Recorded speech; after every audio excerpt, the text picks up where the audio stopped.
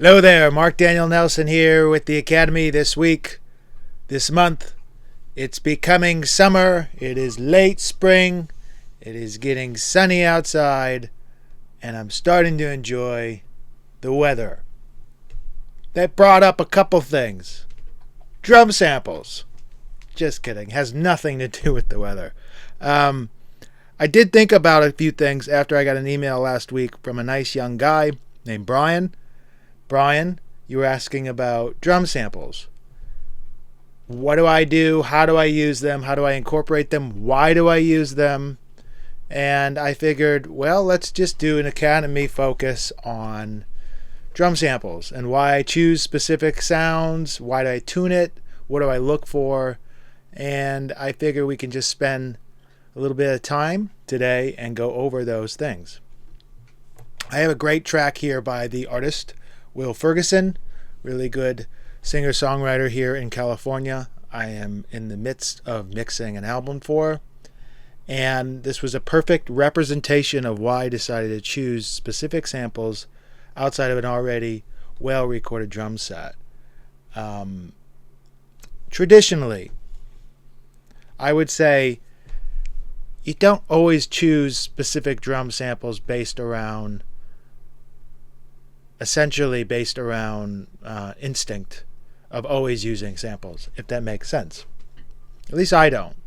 There's many reasons why. First and foremost, sometimes in drum sample land, even if they're the best samples and the greatest sounding samples, it just doesn't sit right, and no matter how fast the trigger source is, if it's the slate trigger or Drumagog or app trigger or any of these other elements that are using the trigger look-ahead feature, even if you convert it to MIDI, what I find is the trigger circuit sometimes isn't fast enough, which fires milliseconds later or slower depending on the hit, which can, in fact, come into play with phase. Now, if you had a kick and a snare going, and you had your overheads going, and everything's locked into phase, that's great. When you start adding a trigger or a sample behind that, if the snare goes in and out of phase, it could actually lose a lot of impact. It could lose a lot of definition. I don't usually replace drums.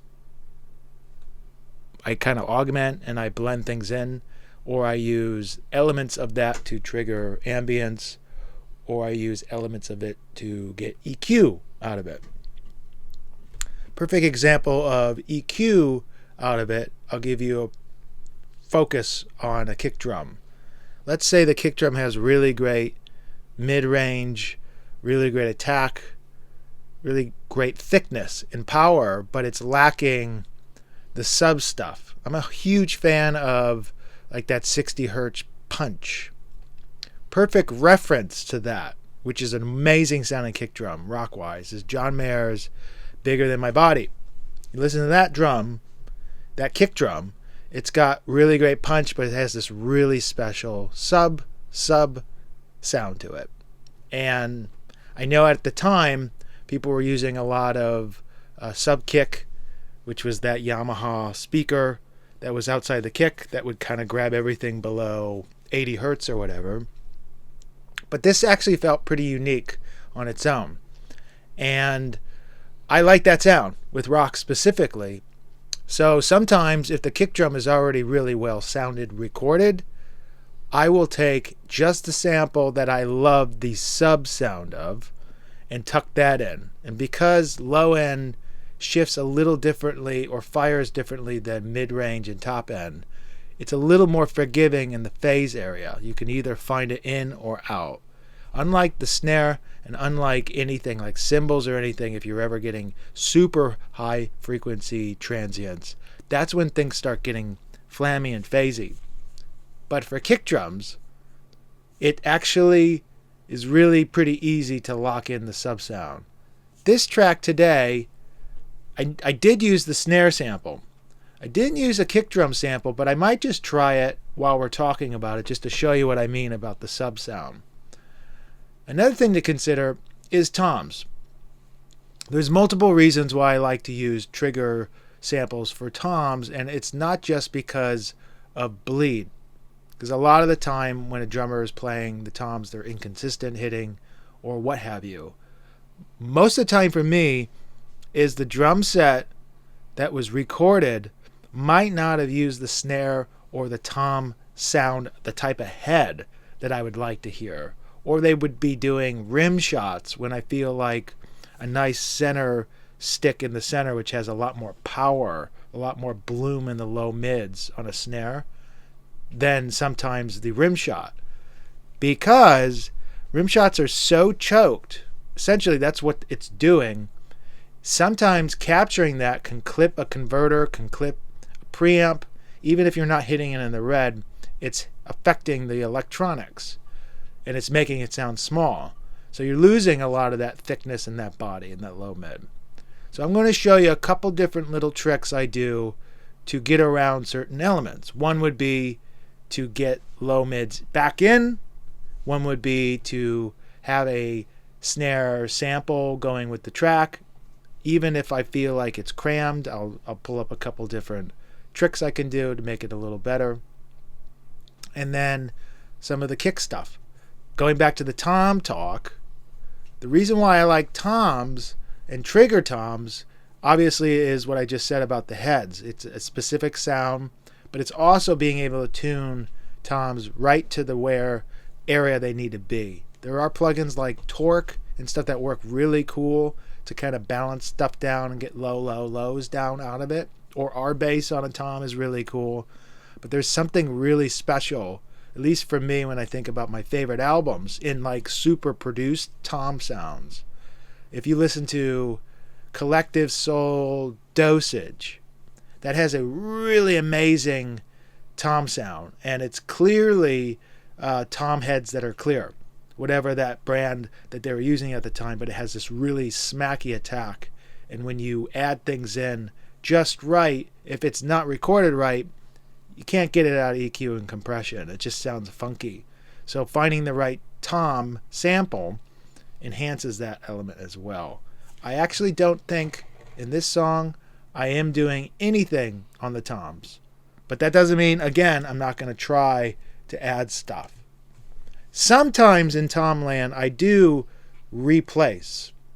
If they're just doing one hits, I feel like I don't need to blend it and augment. But if they're doing round robins or if they're doing any kind of sly ghost fills into parts, I will clone the tom and then put a sample on the main hit. There's reasons for that, because if you're using even trigger that has 60 different velocities or whatever for that place, it just doesn't sound right. It sounds artificial. And most of the time, if the sound sounds okay, you can get away with just having the one pokey, the biggest, loudest hit of the bunch, be really beautiful with the trigger. And we can try that. But right now, I'm going to go and solo the drum set. I'm going to mute this trigger. And this is the voice of choice when I'm talking about triggers.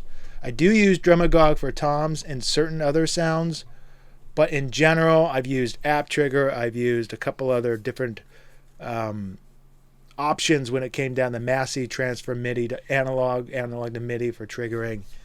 And I feel like with the bundles that Slate was putting out for a long time there, with Chris Lord Alge bundle, John McBride's bundle, Blackbird bundle, just tons of choices. And I can show you some of those as well, and maybe even share one or two and give those to anyone at the Academy that wants to download some of that stuff. Just because these are some of my favorite sounds, and we can go over that as well. So again, today is just about hanging out, talking about drum samples, going through some of the options, going through some of the reasons why I would use certain areas here, why I would group this and tune one but not tune the other, why I would only use one specific area of the sample for an element that I would need blending it into the whole drum set. But right now, let's listen to the chorus of this track and hear why I decided to choose a snare sample for augmenting.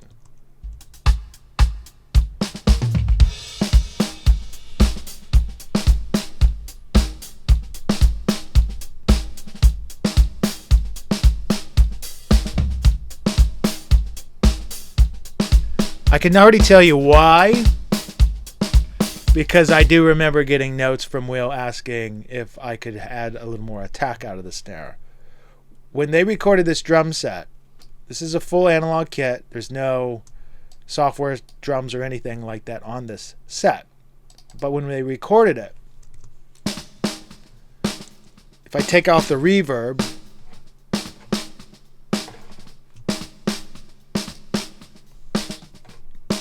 they summed the top and the bottom snare together when they sent this for mix. I'm not totally sure why they did that. It didn't bother me. In fact, I was okay with the way it sounded, but Will wanted a little more power out of it. So without compressing it even further or adding any more aggressiveness where it starts sounding pokey, I used a sample. But I'm going to try something real quick before I pull the sample in and just do a couple demonstrations to show you what happens when you go in and out of phase of certain things. All right, perfect example here. Here's the snare out of phase. Sounds nice and tight. And I have an expander on here right now, or the gate 1, which is essentially very similar to that.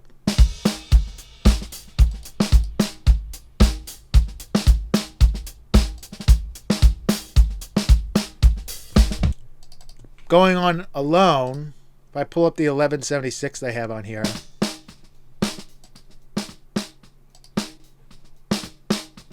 it's kind of pancaking it.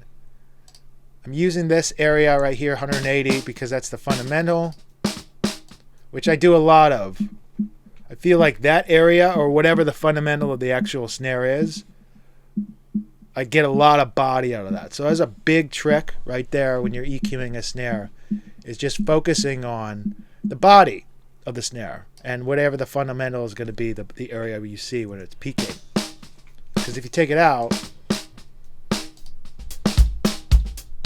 versus, it's just a little more punch out of it. But we're missing the attack. So when I bring up my drum sample, okay, so I cloned that too.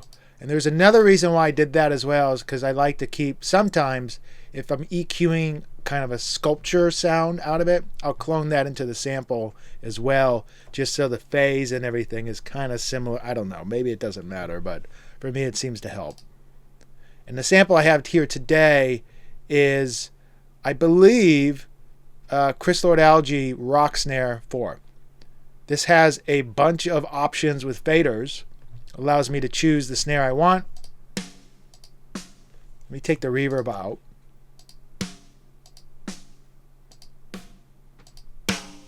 Here's a different snare. These two are different. This one goes with the whole full kit. That gives me my stereo room.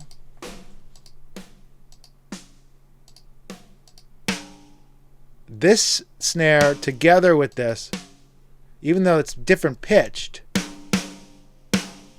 there is something going on the low mids that's equally as cool. If I take this, let's say this track, and this track, and I pitch this up,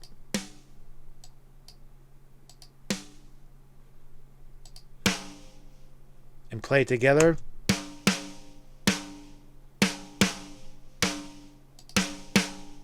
versus detuned, there's just a little more meat out of it. This was an accident and I didn't notice it, and I thought it worked really well together when I was trying to check how it was going to sound. For this main song, I'm trying to get this snare dong with a little more high, really hyper EQ on it. This gives me the overhead ambience and the main room. I believe this was done at some studio in Burbank. I think it was LAFX. I might be wrong. And then I have here some distortion snare samples that I keep in there just in case I need it, but for this track I did not need it. So if I pull in the whole drum set again with the sample, and I take it out.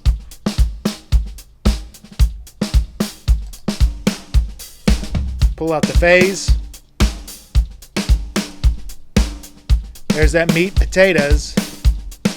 Let's link the actual tune and see if we can get it to tune differently.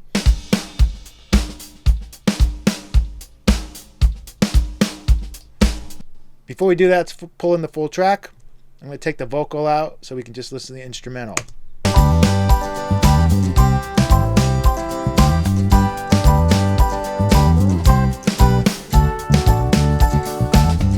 A lot of this is preference. I felt for this track I didn't want to go too high. I didn't want it to be a popcorn snare. All I wanted to do was just get a little more attack out of it. I was fine. And then adding. It does feel loud, but once I pull in the vocal,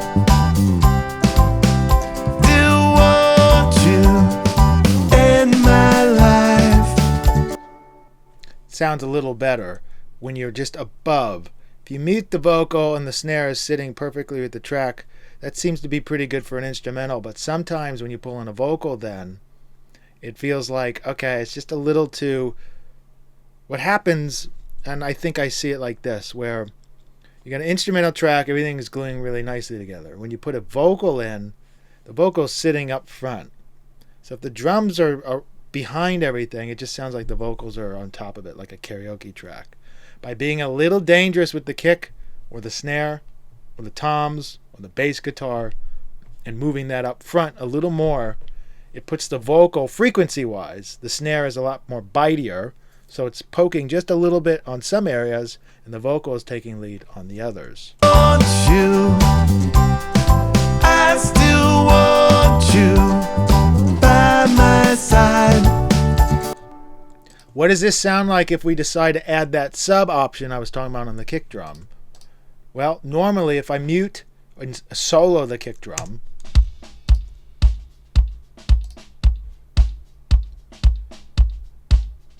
here's nothing on it. I like the way it sounds. I feel like with the sub, if I just add more of this, it's nice, but it's not clean sub. And that's what I was talking about with like Bigger Than My Body, John Mayer. I can do that, or I can at least try to, by if I duplicated the track, make sure I label the track. Even I sometimes color it differently so I know looking at afar that's the sample. And if I pull a sample in here, I can move around quickly and decide where I'm at. I believe the kick drum that I like to use here for the sub is there. If you hear that, that sounds pretty wicked. It's a little more knocking on this outer kick. I don't need those. In fact, I'm not going to use it. So I'm just going to combine these two and see where we're going with it.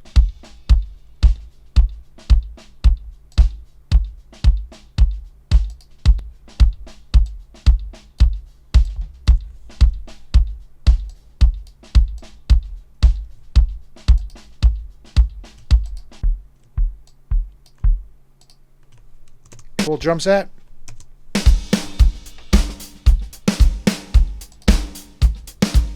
That's out.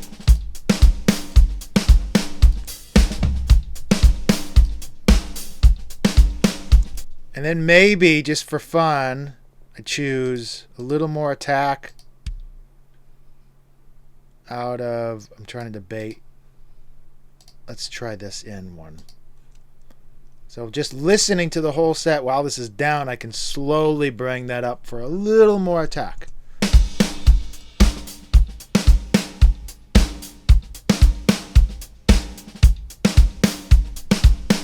Out. You, I still want you in my. So that sounds pretty good. All I'm doing is getting a lot more clarity with the drum set. I'm not leaning on it terribly enough. If you can see, it's about 50-50. But if I'm listening to it on its own, it's got the good slow sub stuff and a lot of attack. And it's pretty scooped in the middle. This has the low mid thing going. It's got the randomness of a real kick drum being played. So putting it together,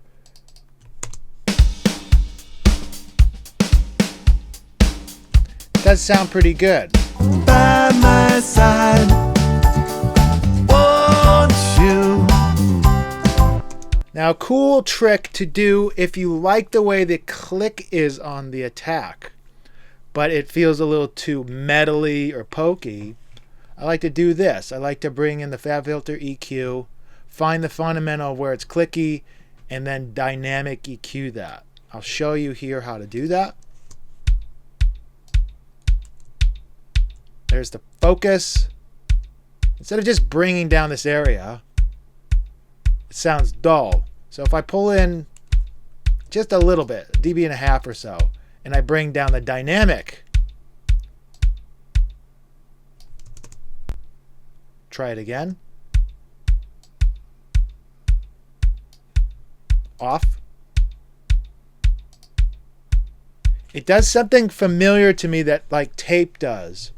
For tape, if you've got a nice bright source and you're starting to hit it a little hard, it will self-compress. But it only self-compress certain frequencies. You can actually distort and focus the high mid-range band or the low mid-range band. So if I put this whole thing together with this on, it would sound like this. Or without, you get a little more of that transient design.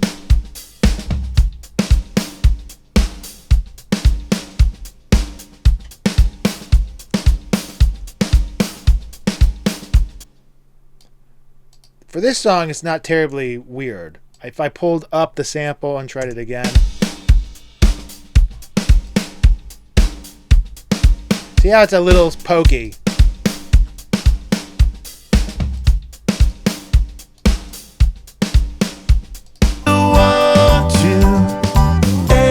I don't mind the EQ on the punchiness on this. It's because we kind of pulled in. We were focusing on the sub aspect of the kick. And then I said, well, maybe put a little more attack on it. And we were able to focus directly on that based on what we were hearing. Toms on this track, if I go and focus on the intro of the chorus.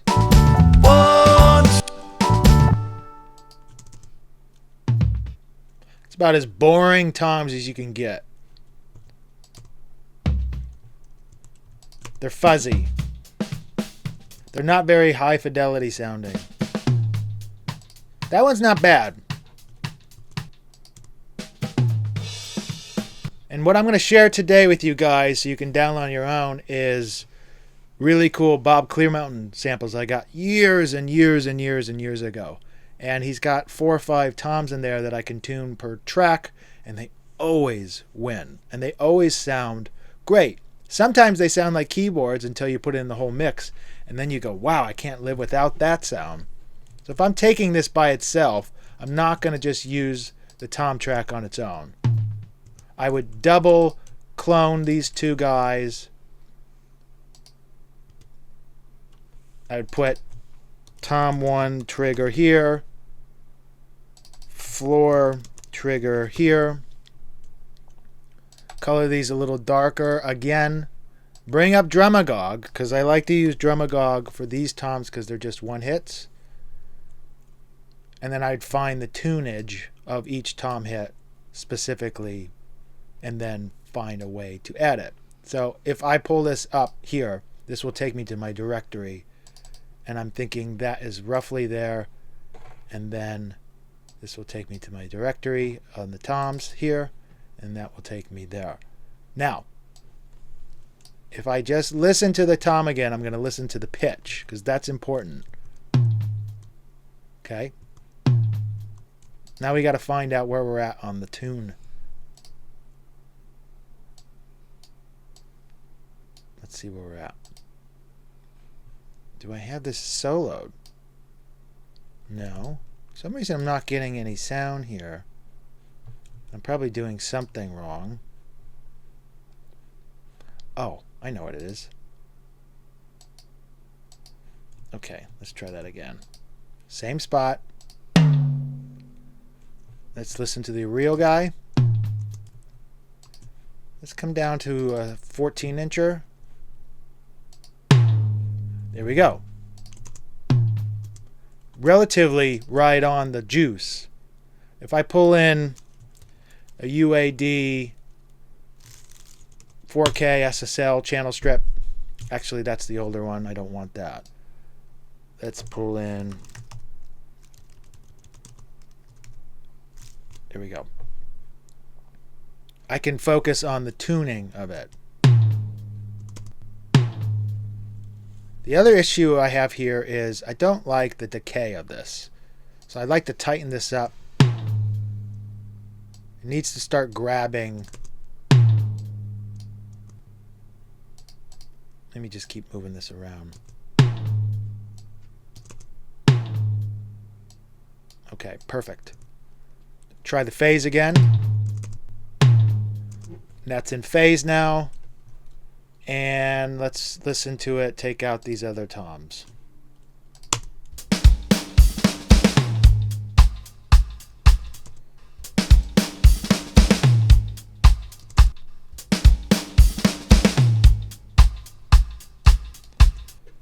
Put a little bit of top end and a little bit of thunder. Here's another thing to consider with an EQ thing. Sometimes if the high tom is not very low, you're going for 60 hertz, it's not going to get anything. Most of the toms at that level, the low end is around 120. All right, let's look at on the floor. This is the one I felt like needed more help than the high tom. Let's hear what we have on the floor. It's not bad. I'm going to clone this channel strip. Pull everything in.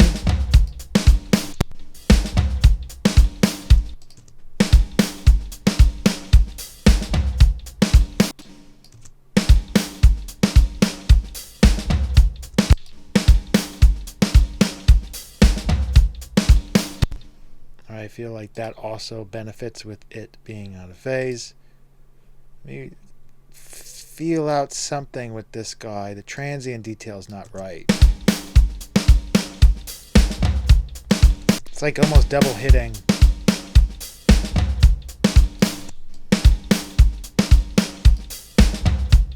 There we go.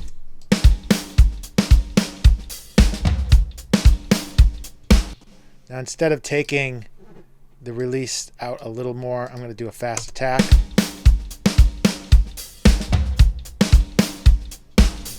Last time. Won't at my side. Won't you at my side. Won't you at my side. Won't you at Just my enough for an side. attack. My side. So if we pull into the drum set on the chorus, Crash. Want you. Crash. top end. Want you. I still want you by my side. Want you. I still want you in my life. So here's another trip to get you through this. Here's another song about that favorite kiss from those lips I miss. Isn't there enough to keep you guessing? Isn't there some baggage to put all this mess in? And to tell you true, bring it all with you. 'Cause I want you. I still want you by. what if we wanted to try a different snare or a different kick drum? I'll go into it a little bit. I'm going to clone this guy so I can basically make sure that I'm stable here, or I'm just going to pull up another option because I would really hate to lose the sound I have and be happy with it. So I'm going to mute that and I'm going to pull up a different snare. I know that Mr. McBride, my old buddy Johnny, has big preference of specific sounds. This is one of his favorites, and I like it. The reason why I like it, though, is not because of this. It's because of this. Do you hear the low mids out of that guy? Let me take out the reverb on this again. I'm going to clone this because I'm going to start messing with the volume. This is a little different focus for right now in the low mids that this song doesn't really need because, again, this was about the actual top end snap. But if I decided to use this sound, let's pull this up, get this aligned well.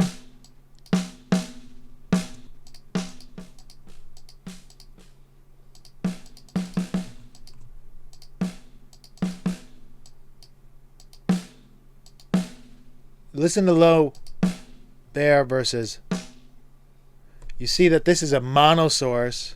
This is a stereo source. So what you're doing is you're adding a little more dimension out of that. If you combine these two snares, you get something like this.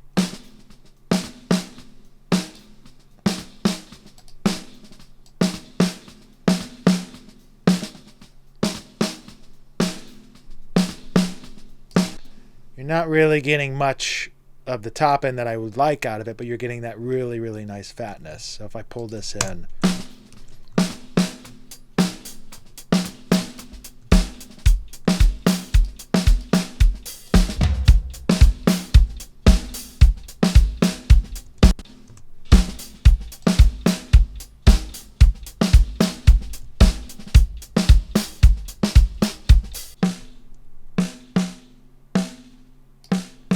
tune it.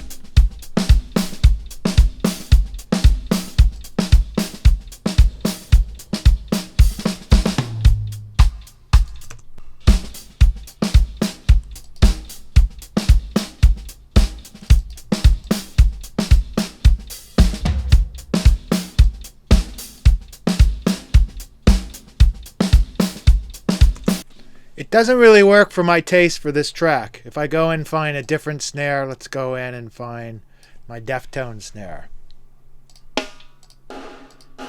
It's going to sound really weird.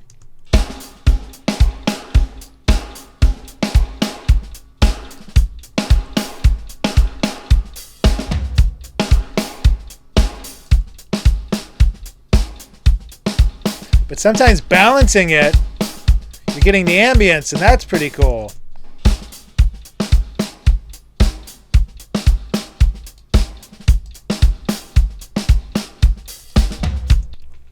I feel like triggers and samples and stuff is such a creative way to put your own thumbprint on things. But you got to be really careful when you're working with outside clients and stuff. And usually if they're specifically spending a lot of time on their drum sounds, they don't want to hear all sorts of different types of options. But in this day and age, in this modern take, I feel like instead of spending all this time with processing the drum, you can take a lot of time out of that area if you know exactly the sound you're wanting out of it. If I pulled in a fat snare, this is a rock kind of snare with the fat in it. I have no idea what this is going to sound like, but we can just...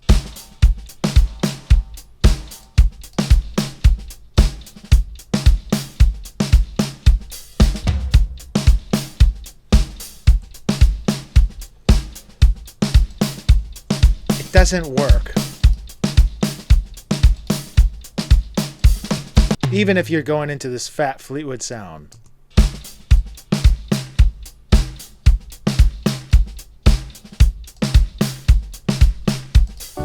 Want you, I still want you in my life.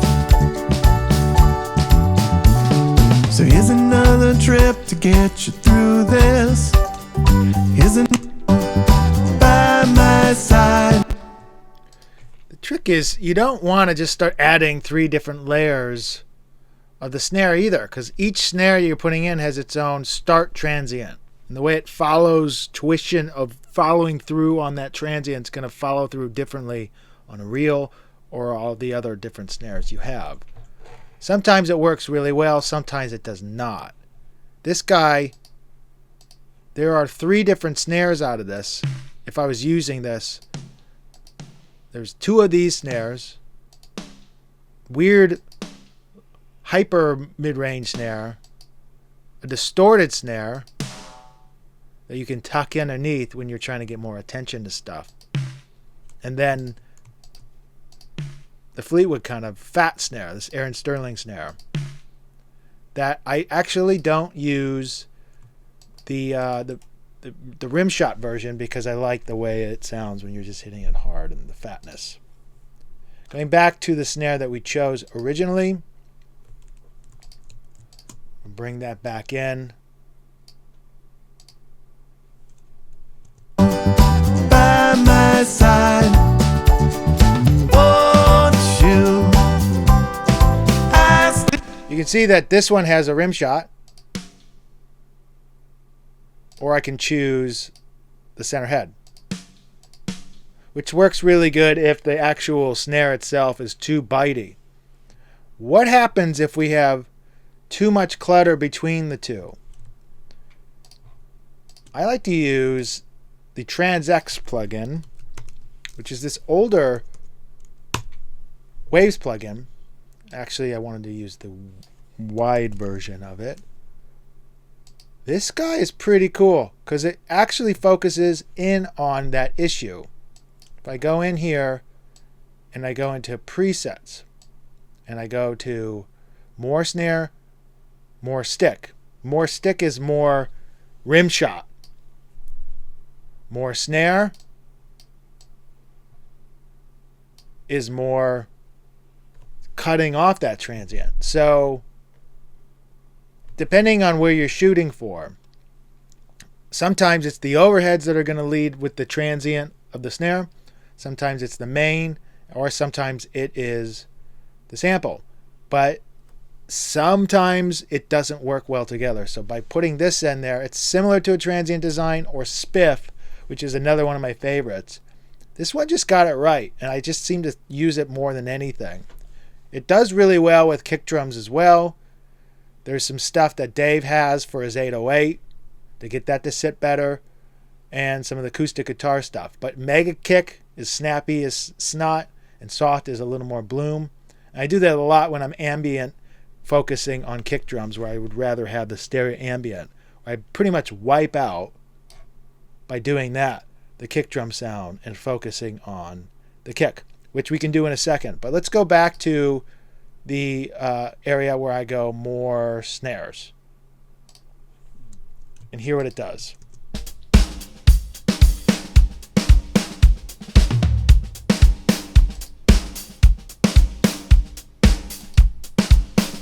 It wipes out that snap.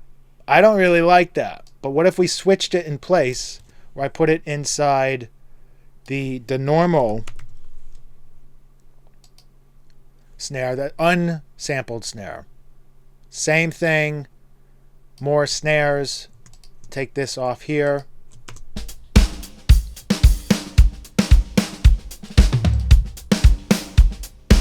Off. I still want you in my life. And all right. I can tell you why that sounds a little better, but can be a little dangerous, is because the main snare that we're triggering, I like the low, mid, and the tightness of it, but we're missing the attack. By putting this in, it's wiping that attack off and letting the sample take over in that realm. So everything above 3K probably is a little more sharp for that initial hit. But because it's such a busy song, it's so defined with this in, it sounds robotic almost.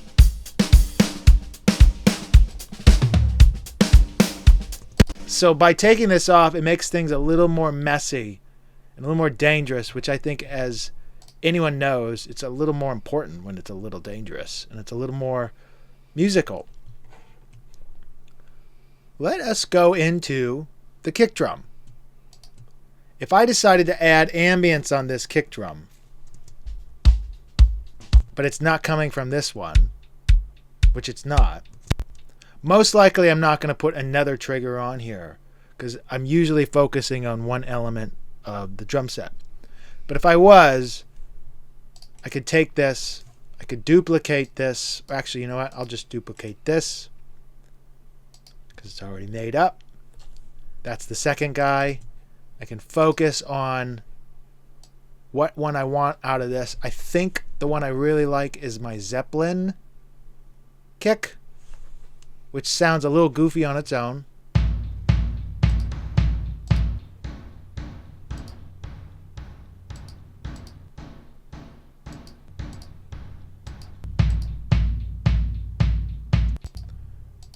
Here's the stereo.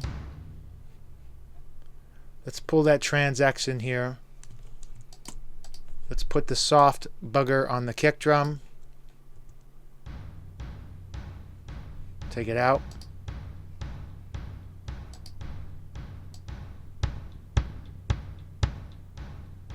So all I'm trying to do is get the ambience out of the drum set. I also don't want a lot of the EQ to be full range. Let me reset that. Pull some of this out.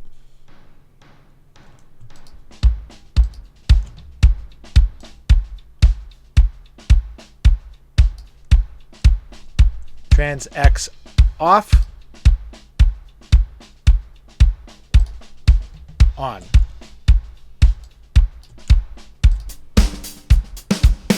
On my side, oh, I never felt like this in my life.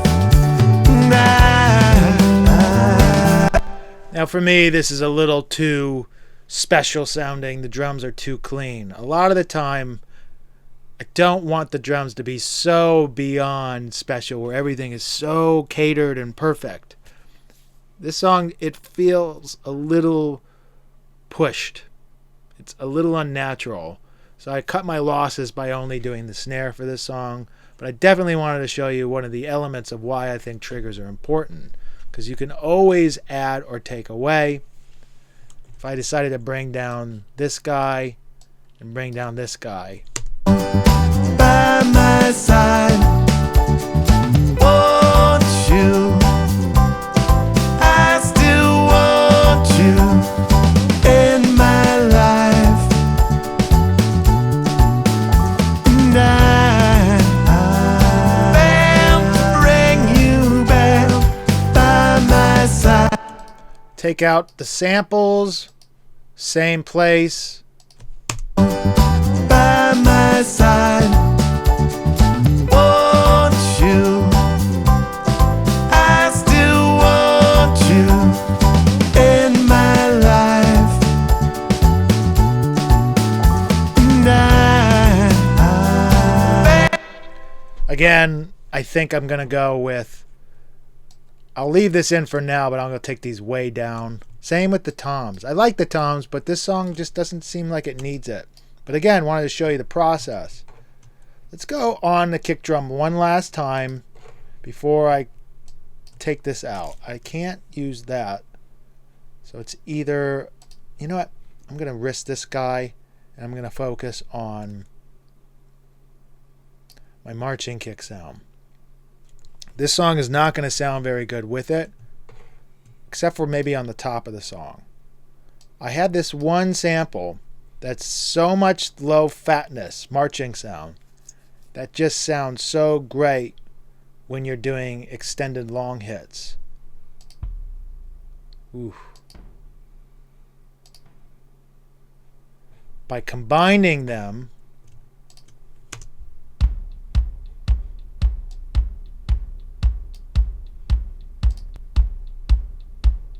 that's pretty cool.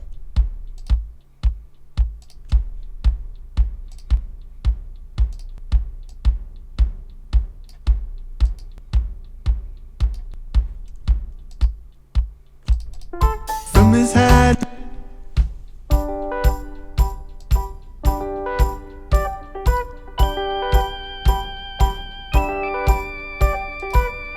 cross that bridge, I miss you. There's a kind of peace that we could fall into. I would follow you. From this hiding place we're made new. So Literally, it sounds like Yellow Submarine. Mal Evans is walking around the studio hitting the bass drum. We all live in a yellow submarine. Listen to that song, you'll hear that. It's just similar sounding, but there's so much low end. And sometimes this song, there's just so much 4 on the floor and stuff like that. It would be ridiculous. But if it's a very open, very organic, woodsy sounding kit, I would use something like this that gets a little bit of the distortion top end of the marching sound and the low sub. I mean, that's some serious low sub. I actually use, I believe, this hit on my massive hit sound. If I'm doing drops or I want to expand and take up stuff, I'll put like one hit on the first downbeat of the chorus, which is this weird gunshot, and that sub hit. It sounds ridiculous on its own, but if you put it on just, let's say, the one, let's just do that for this. Why not?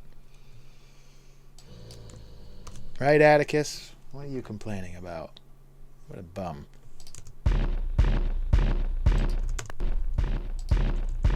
Sounds funny.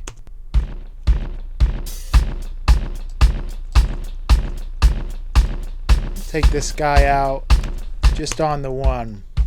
from his hiding place, You could barely hear it, but you could feel the sub.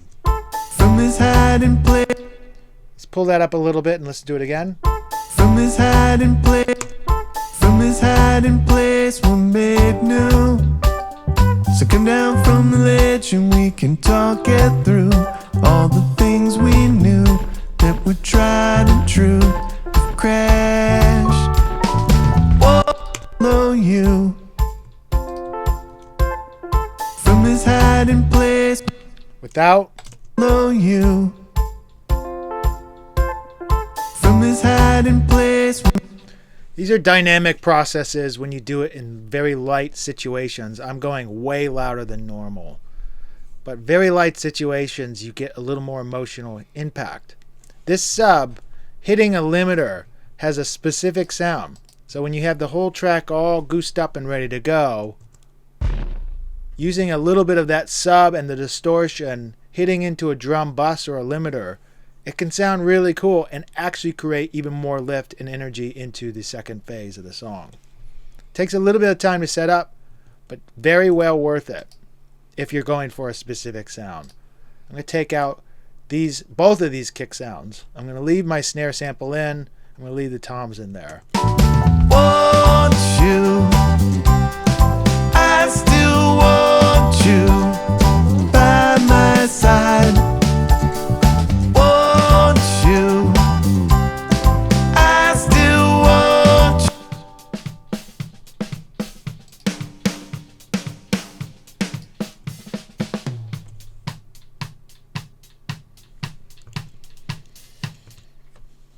Now, what happens if you are trying to get a snare element and it keeps going in and out of phase? Sometimes you get drum tracks that people quantize the living daylights out of or beat detect.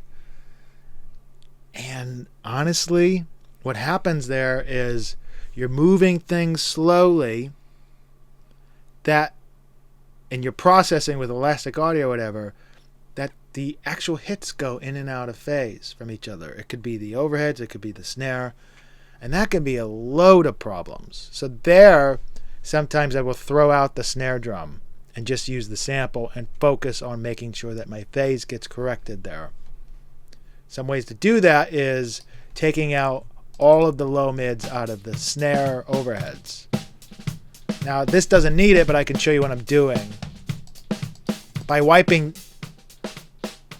that low area out, I now have full control of the meats and potatoes of that off the snare sample.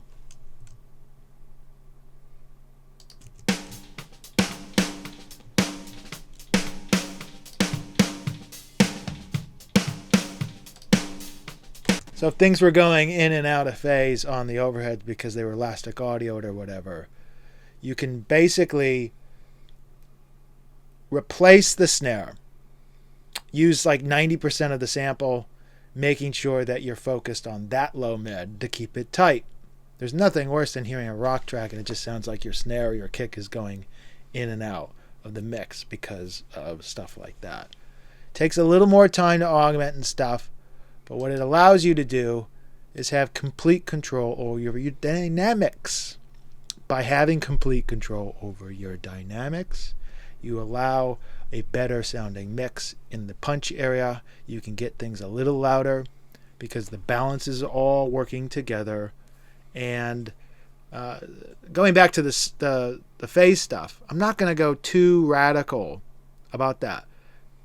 You know, I was talking to a friend today, Scott, about time aligning and using specific plugins to time align, and I get really nervous about that because it might be technically keeping in phase with each other, but sometimes putting stuff in and out of phase and it doesn't sound bad, but it looks like it's in and out of phase from each other actually can be really cool. And I've said this before where I've won mix shootouts based on that, specifically because I dropped the octave of a kick drum where I just felt like it went way lower and it felt like completely different. So if you listen to the 3 mixes that the shootout was going against, when you put mine up there, it wasn't like a necessary, oh, there's the drum samples completely fixed. It was literally about the phase shifting. I can tell you that snare samples, kick drum samples, drum toms, samples in general can be really dangerous and can make stuff sound cheap really quickly. Of course, when you spend the money to have the drum set recorded the way it does. Just be very delicate, be very tasteful, be very careful. Another thing I can tell you, and this is my last thing on this track, is when they're doing round robins and stuff, the snare samples never sound amazing. So if I fast forward through this track and look for proper snare roll, there's a snare roll, but that one sounds okay.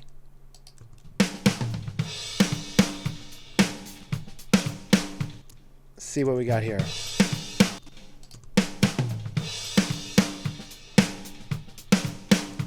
What I'm looking for, there you go.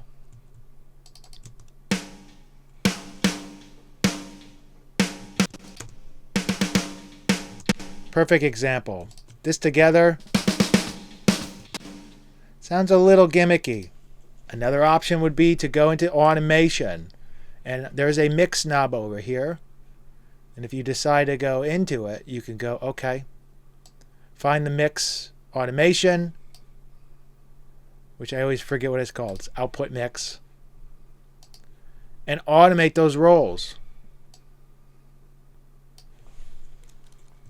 So this is fully on.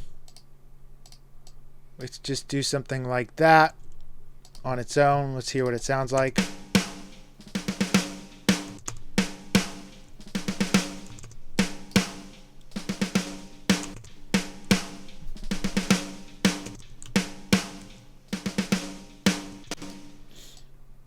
Listening to it again together. What's that allowing me to do is these little pickup snares, these ghost pickup round robins.